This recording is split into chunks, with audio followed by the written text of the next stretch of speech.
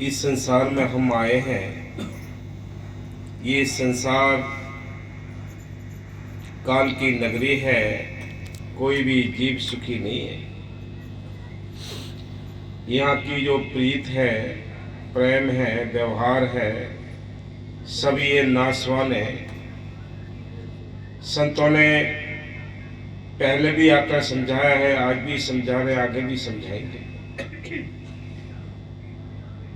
संत कहते हैं ये 84 लाख दुनिया में सबसे अव्वल जीवन मिला है, ये मनुष्य जीवन मिला है।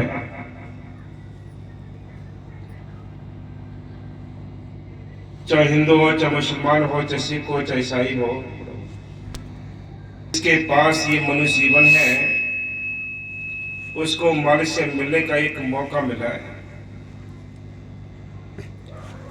हम फंसे हुए कहाँ हैं, कौन से जेल खाने में फंसे हैं,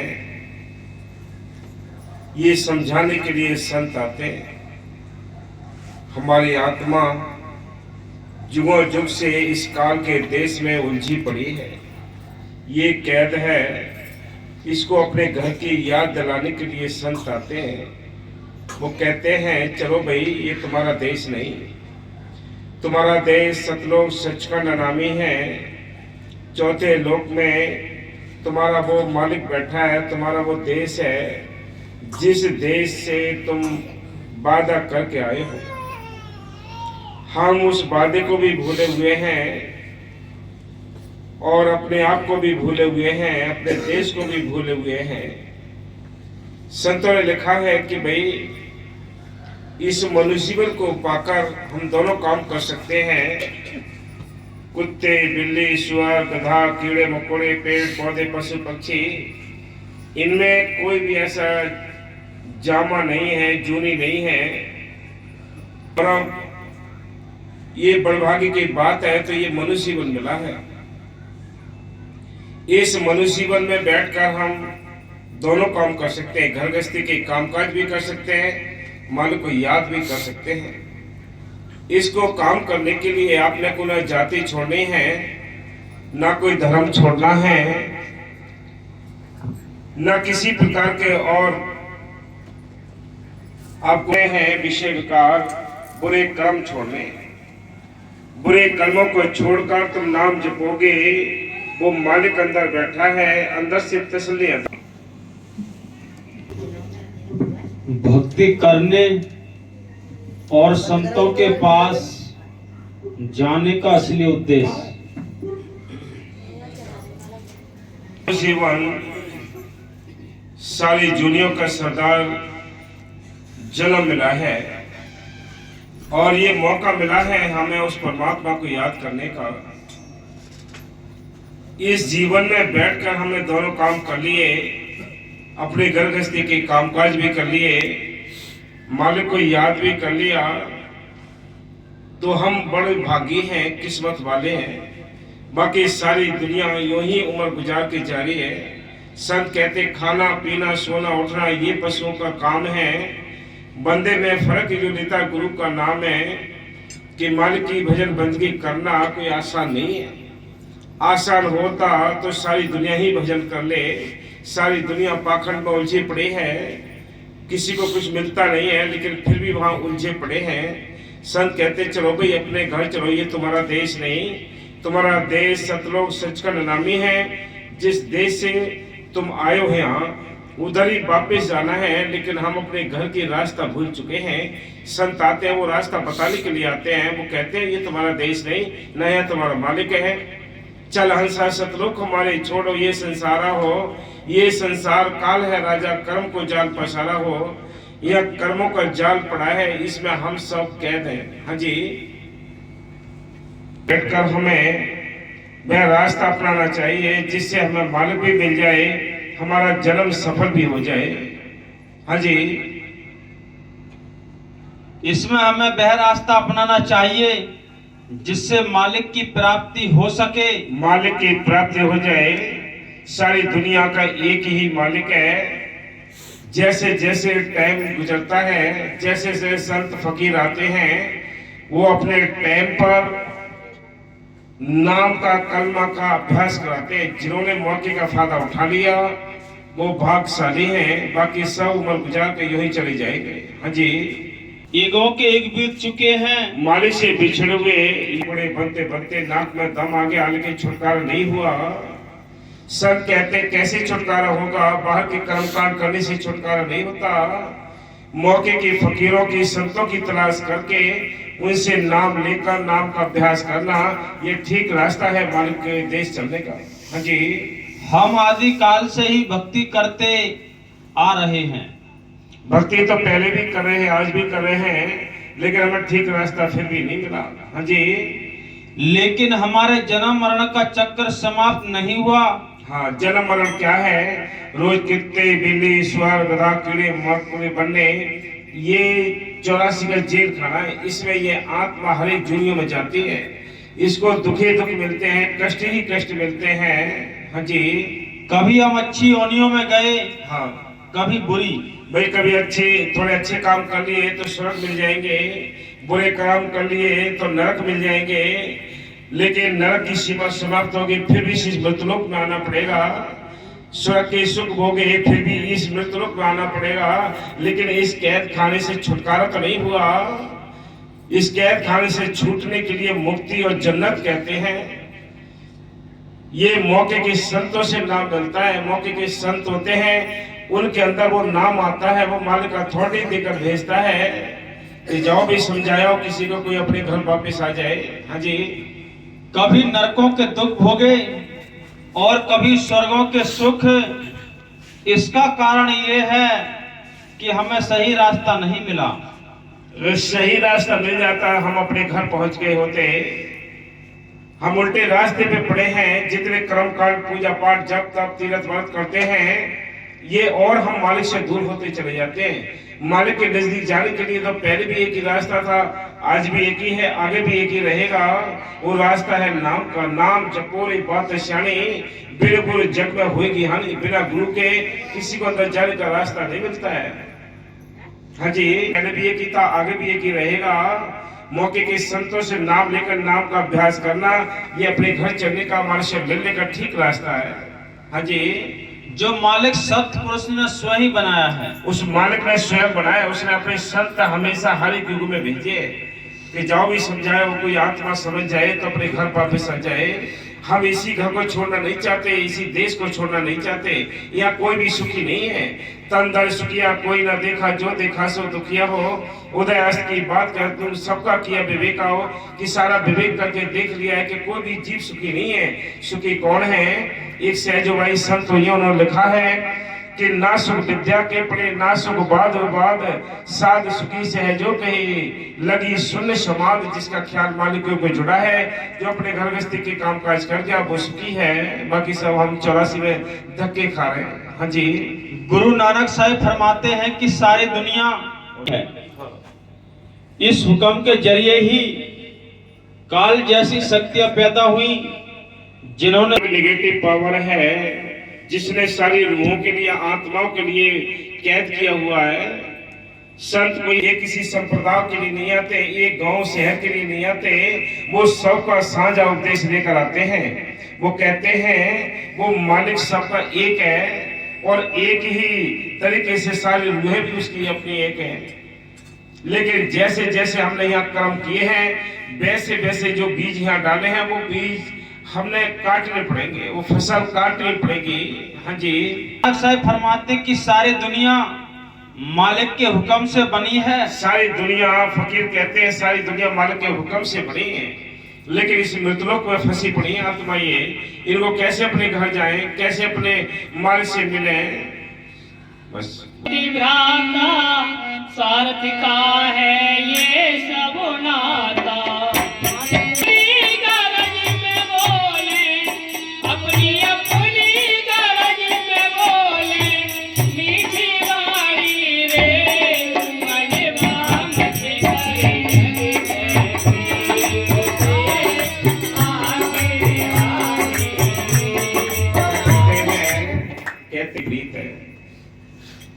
ये प्रीत जो है टेम्परेरी है, ये सच्ची प्रीत नहीं है। ये कुछ ही समय में ये बदल जाती है, छूट जाती है। माँ बाप बहन भाई कुटुंब कबीला सब कुछ बने हैं सदस्य, कर्ज के लोग हैं। इनका कर्ज देना है या लेना है इसे, इसलिए संत कहते हैं ये कुछ समय के ही साथ देते हैं, उसके बाद ये कोई बात पूछने वाले नहीं। अपने अपने व्यवहार अलग अलग हो जाते हैं, सबकी प्रीति टूट जाती है, भाई भाई दुश्मन हो जाते हैं, दीवारें लग जाती हैं, टुकड़े हो जाते हैं घरों के जमीनों के। ये प्रीत है, मतलब की है। इसलिए संत कहते हैं इस मतलब के देश में अपना मतलब निकालना है। अपना मतलब निकालना क्या है कि इनमें रहते हुए अपना भजन सुमरन बन जाए, अपना परमार्थ बन जाए, अपने घर पहुंचने का इंतजाम हो जाए। ये काम करना था, ये काम नहीं किया। इसलिए संत कहते हैं कि मनवा मत करे जग से प्रीत आखिर हानि रे। ये घाटे का सौदा कर रहे हैं हम भाई, इन्हीं की वजह से हम परमात्मा को याद नहीं करते, इनकी वजह से ही हम सेवा नहीं कर पाते, इनकी वजह से ही हम सिमरन नहीं कर पाते। किसी से पूछो भाई आश्रम में क्यों नहीं आए, अरे कि बहुत बड़ा काम था, घर का काम था, बच्चे बीमार थे, या अनेक प्रकार के बहाने बना देता है। ये कारण है जिन्होंने हमें रोक रखा है। लेकिन मालिक से जब तुम्हारी लगन लग जाएगी, तड़प लग जाएगी, तो ये कारण खत्म हो जाएंगे, फिर जीवन निर्भय हो जाता है, फिर चलना ही चलना होता है। फिर कुछ भी हो राजी हैं हम उसमें जिसमें तेरी रजा है, दोनों जहां के मालिक तेरा ही आसरा है। फकीर जो आते हैं, संत आते हैं, यहाँ हम सबके बीच में रहकर स्थूल शरीर में बैठकर हमें नाम की दीक्षा देते हैं और अभ्यास करके वही सुनकर हमें अंदर दिखाई देता है। बोलो हाँ जी।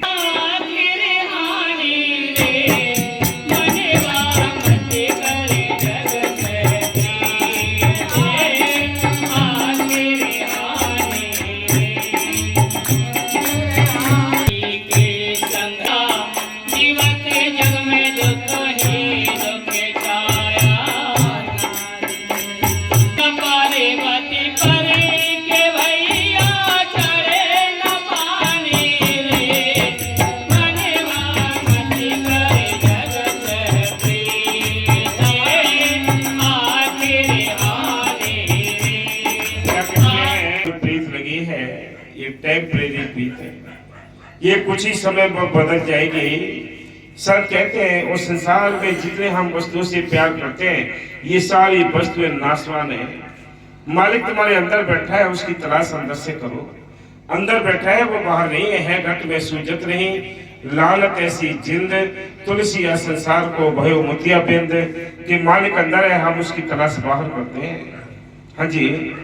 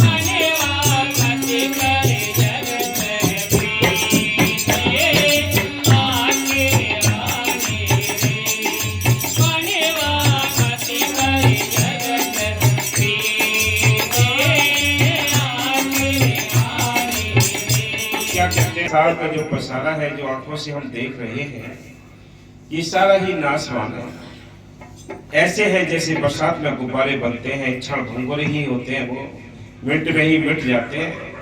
इसलिए संत कहते हैं ऐसा विचार करो, इस संसार की भी प्रीत ऐसे है जैसे बरसात के गुब्बारे होते हैं, बहुत जल्दी टूट जाती है। जिन्होंने मालिक के साथ प्यार किया है, संतों के साथ प्यार किया है, वो कभी भी प्रीत टूटती नहीं है। वो ज्यों-ज्यों आगे बढ़ोगे आप, उतनी ही पक्की होती चली जाती है।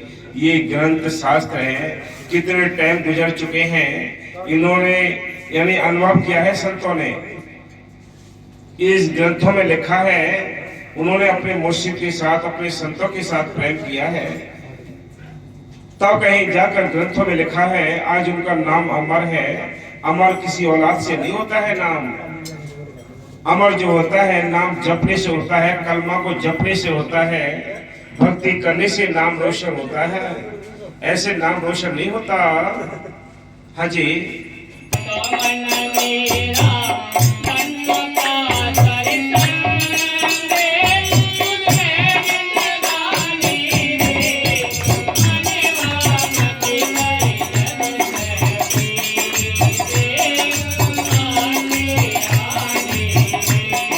बात ये नई नहीं बता रहे हैं, आगे भी बताएंगे।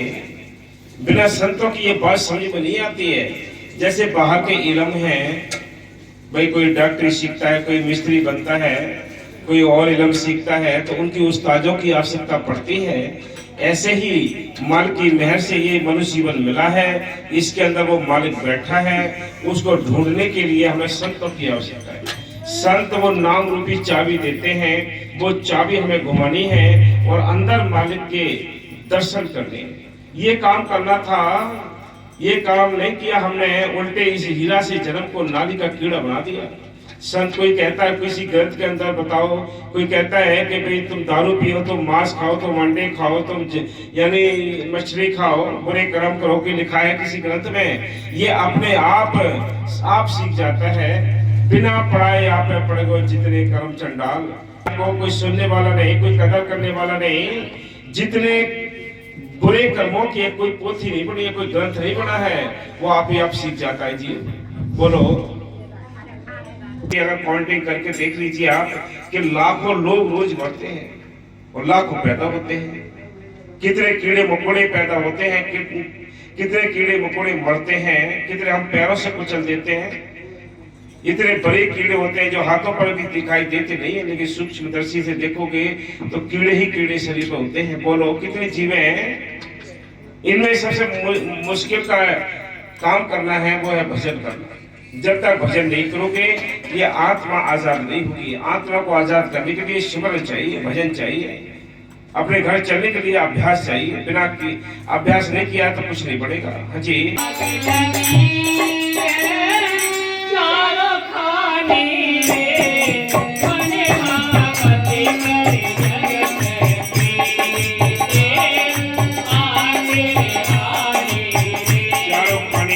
उपमज अंडा जेरज, इन चारों खानियों में आग लगी पड़ी है।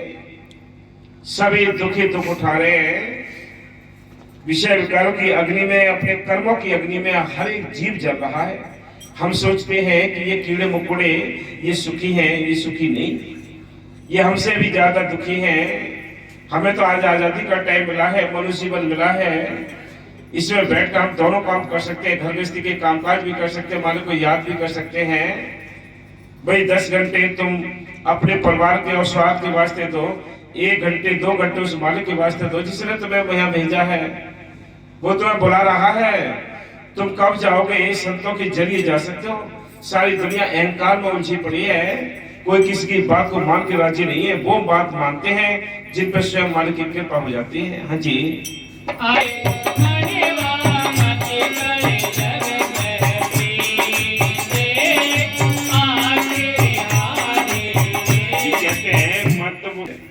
सारी प्रीत हमें उस मालिक के देश से ये प्रीत की गठरी, प्रेम की गठरी मिली थी। इस प्रेम की गठरी को हमने इस संसार में ही स्वार्थ में लुटा दिया है। मालिक के वास्ते, परमात्मा के वास्ते कुछ भी नहीं रखा है। इधर तो टेम्परेरी प्रेम करते हैं, चलता फिरता प्रेम करते हैं, लेकिन स्वार्थ में इस कदर बच्चे के मर रहे हैं हम कि बुरा हाल हुआ पड़ा है। सिमरन करने का टाइम नहीं, सेवा करने का टाइम नहीं, सत्संग सुनने का टाइम नहीं। बोलो ऐसे फंसे हुए हैं इस स्वार्थ के जाल में। सब कहते हैं तो इधर का काम करो, परमार्थ का काम करो, स्वार्थ अपने काम होते रहेंगे अपने आप ही। मालिक वो हाजिर नाजिर है, पहले भी उसने काम किए हैं, आज भी करता है, आगे भी करेगा। हाँ जी।